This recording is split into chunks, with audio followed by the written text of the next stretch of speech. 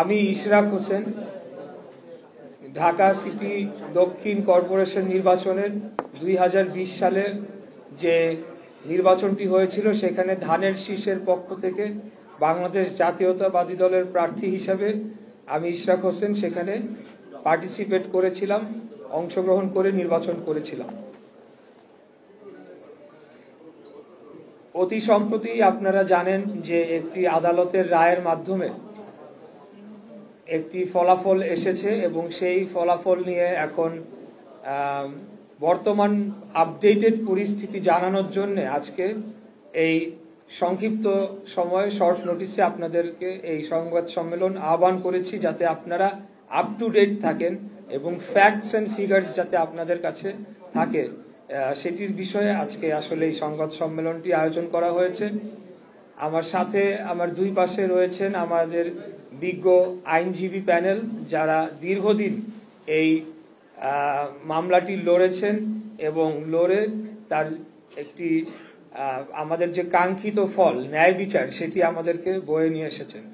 আরও আছেন আমাদের পাশে সাবেক সচিব জনাব মশিউর রহমান সাহেব, যিনি এই মামলার রায় পাওয়ার পর থেকেই আমাদেরকে সব ধরনের সাচিবিক সহযোগিতা বলেন, ব্যুরোক্রেসির সাথে হ্যান্ডলিংয়ের যে বিষয়টি বলেন, সব কিছুই তিনি করে আসছেন।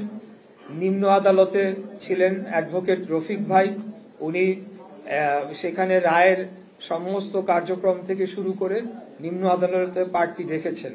আছেন ব্যারিস্টার এহসান ভাই, যিনি পরবর্তীতে উচ্চ আদালতের যে কোনো বিষয় নিয়ে তিনি কাজ করে চলেছেন এবং সেই ব্যাপারে উনি আমাদের আইনি সহায়তা দিচ্ছেন।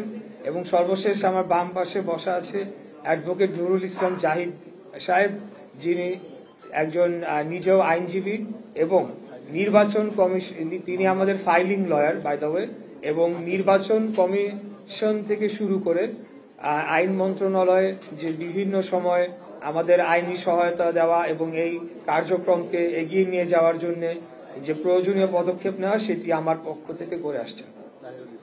এবার আমি আপনাদেরকে বলছি যে আজকের যে বিষয়, মূলত যে বিষয়ে আপনাদেরকে এই সংবাদ সম্মেলন আহ্বান করেছি, ঢাকা দক্ষিণ সিটি কর্পোরেশন নির্বাচনে আদালতের রায়ের আলোকে নির্বাচন কমিশন কর্তৃক গ্যাজেট পরবর্তী শপথ পাঠ ও দায়িত্ব গ্রহণের দাবিতে সংবাদ সম্মেলন করছি। নির্বাচনের তারিখ ছিল 1 ফেব্রুয়ারি 2020।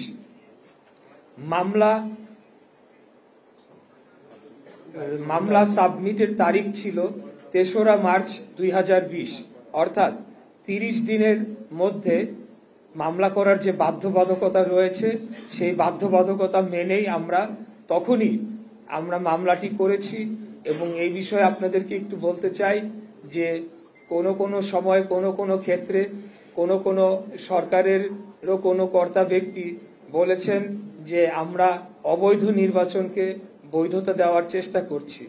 এই বিষয়টি আমরা ঘৃণাভরে প্রত্যাখ্যান করছি এই বক্তব্যটি, কারণ আমরা কোনো সময় মামলা নির্বাচন বর্জন করে বা সেদিন কোনো ঘোষণা দিয়ে আমরা উঠে আসি নাই। নির্বাচনের শেষ সময়েও আমি বক্তব্য রেখেছিলাম যে আমি মাঠে আছি, এখনো রয়েছি, আগামীতেও থাকব। অতএব নির্বাচনের পরবর্তী সময়ে আমরা সকল সাক্ষ্য প্রমাণ সংগ্রহ করে মামলার প্রয়োজনীয় নথিপত্র জোগাড় করে আমরা সময়সীমার মধ্যেই মামলাটি দায়ের করেছিলাম, যেটি 180 দিনের মধ্যে নিষ্পত্তি করার কথা থাকলেও সেটিকে নিষ্পত্তি করা হয় নাই। তৎকালীন অবৈধ অপসারিত মেয়র তাপস, তিনি আদালতকে প্রভাবিত করে এই মামলাটিকে বাতিল করার জন্য তিনি প্রেয়ার দেন, কিন্তু তখন বিজ্ঞ নির্বাচনী ট্রাইব্যুনাল সেটিকে গ্রহণ করেন নাই।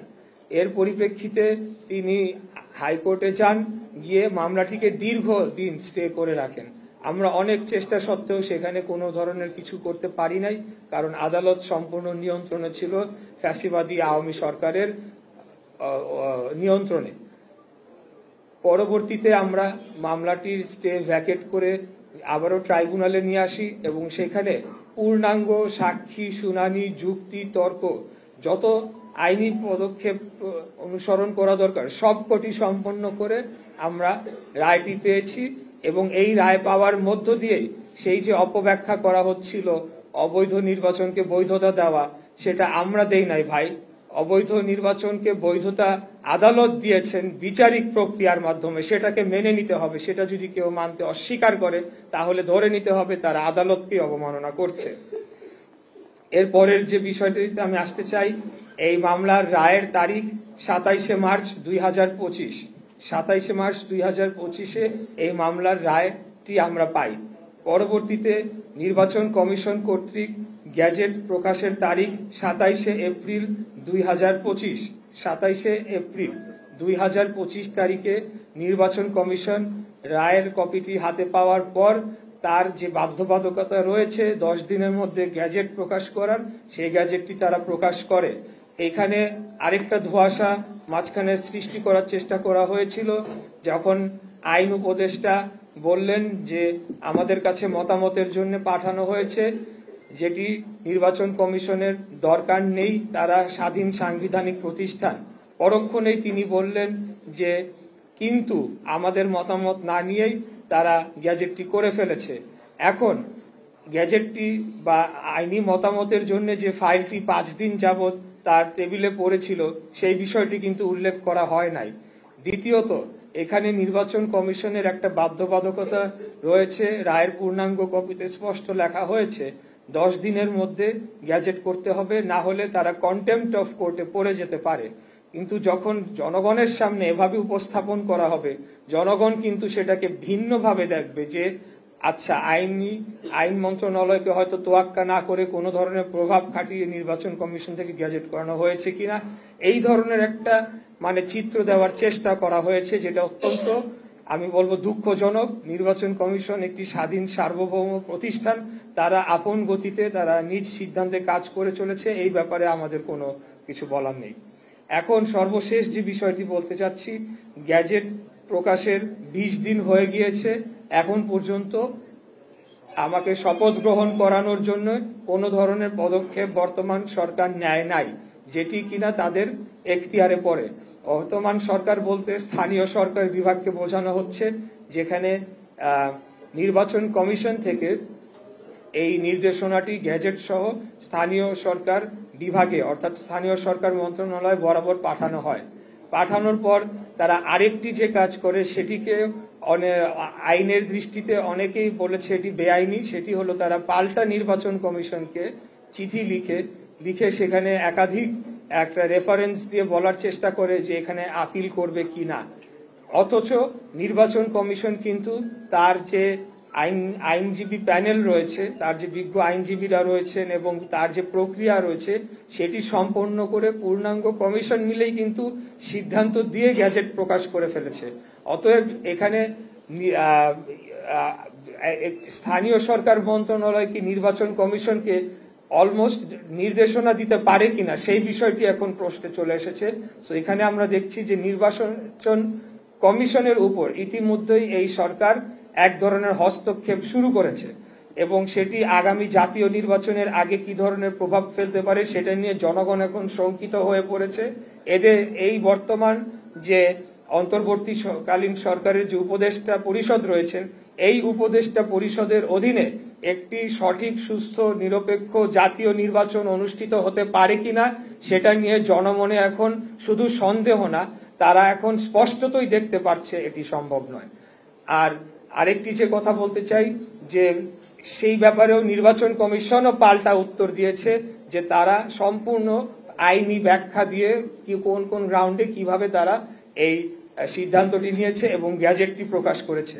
সেটি পাওয়ার পরে স্থানীয় সরকার মন্ত্রণালয় তারা এখন কালক্ষেপণ করার জন্য আবারও চিঠি দিয়েছে। এখন কোথায় দিয়েছে সেটা বলতে পারছি না, কেউ বলছে আইন মন্ত্রণালয় দিয়েছে, কেউ বলছে সলিসিটর অফিসে দিয়েছে, নানা ধরনের কালক্ষেপণের আশ্রয় তারা নিয়েছে।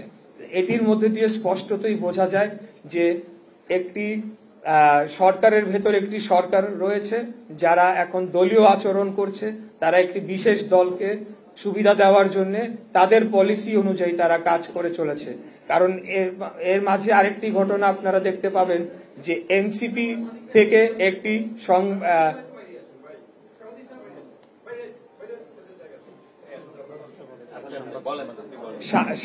এনসিপি একটি তারা বিবৃতি দেয়, সেখানে বলা হয় যে এরকম এই রায়ের বিষয়ে পর্যবেক্ষণ করা হয়, এমনকি যে বিচারক তার ব্যাপারেও বিষোদ্গার করা হয়, যেটি কিনা অত্যন্ত দুঃখজনক। সেটা আমরা আওয়ামী লীগ আমলে দেখতে পেয়েছি যে তাদের পক্ষে কোনো রায় না গেলে সেটা বিচারকদের উপরে তারা টার্গেট করত। বিচারকদের বিষয়ে প্রথমে তারা হুমকি ধামকি দিত, পরবর্তীতে অন্যান্য ব্যবস্থা নেওয়ার কথা বলতো, যেটি কিনা আলামত আমাদের কাছে রয়েছে। আমরা পরবর্তীতে আপনাদেরকে সবকিছু প্রোভাইড করে দিব।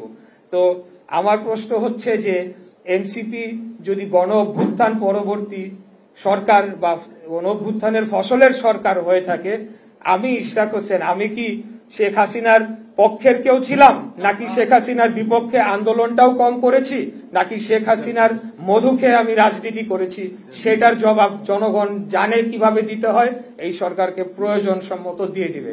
তো আমার বিপক্ষে কেন? তার কারণ হচ্ছে জাস্ট বিকজ আমি বিএনপির প্রার্থী, ধানের শীষের মনোনীত প্রার্থী, এবং তারা চাচ্ছে যে তাদের নিজস্ব দলীয় ব্যক্তিদেরকে প্রশাসক হিসেবে বসাবে এবং আগামী নির্বাচনের সময় একটা ফায়দা লুটবে। এবং বর্তমানে যে অর্থনৈতিক লুটপাট চলছে নগর ভবন কেন্দ্রিক এবং বিভিন্ন ঠিকাদারি, বিভিন্ন বিল, সবকিছুতে সেগুলা চলমান রাখার জন্য তারা এখন আমাকে বাধা প্রদান করার সিদ্ধান্ত নিয়েছে। তো এখন আমি আপনাদেরকে আবারও সব কিছু শেষে যেটা বলতে চাই যে আইনি বিষয়ে আমরা জোরালো ভাবে আমরা জোর দিচ্ছি, অন্য কোনো কিছু আমরা করছি না। আমরা কোনো আন্দোলনের দলীয় ঘোষণাও দেই নাই, কিছুই করি নাই। জনগণ স্বতঃস্ফূর্ত ভাবে তারা প্রতিবাদ করছে, এটা জনগণের অধিকার, তারা প্রতিবাদ করতেই পারে এবং করেই যাবে, আমি আশা রাখি। এখন গ্যাজেট প্রকাশের 20 দিন হয়ে গিয়েছে, এখন পর্যন্ত কেন শপথ গ্রহণ করানোর কোনো পদক্ষেপ নেওয়া হচ্ছে না এবং কালক্ষেপণ করা হচ্ছে?